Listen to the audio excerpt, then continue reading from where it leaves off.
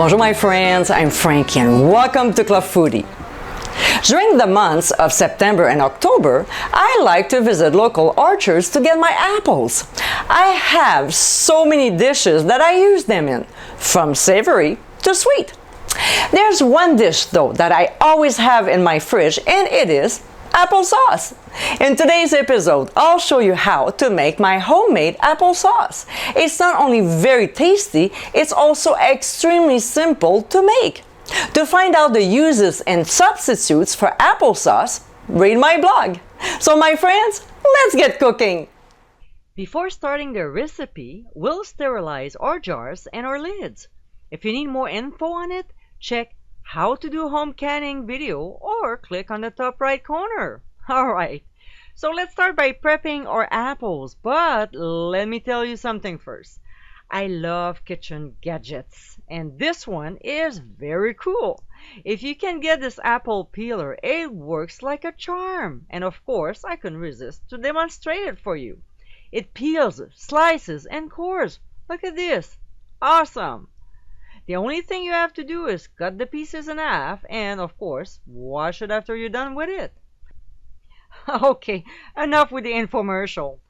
So, we'll place our cut apples in a bowl, and to prevent them from turning brown, we'll pour lemon juice over and mix it well.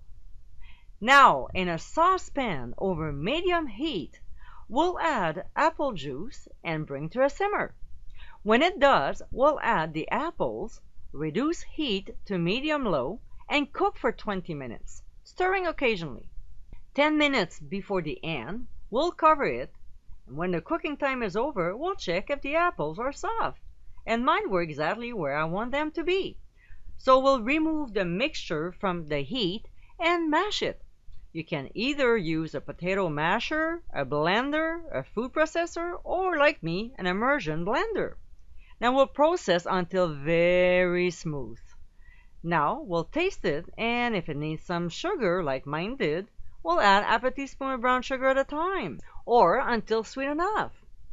Next, we'll transfer the apple mixture into our sterilized jars, leaving about a 1/4 inch of headspace.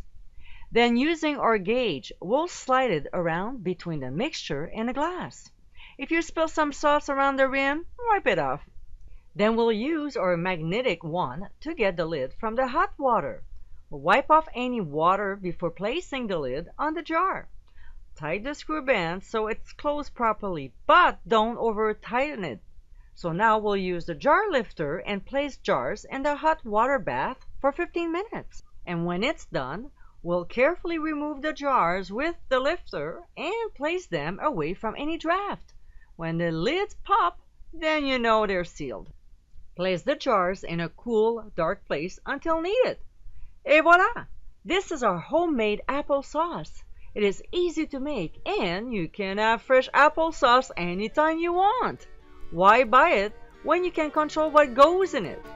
I'm a purist, but read the blog for more ideas of ingredients you can add to your homemade applesauce. I hope you give it a try soon, and be sure to visit clubfoodie.com for ingredient amounts and more info. Until next time, my friends, bon appétit!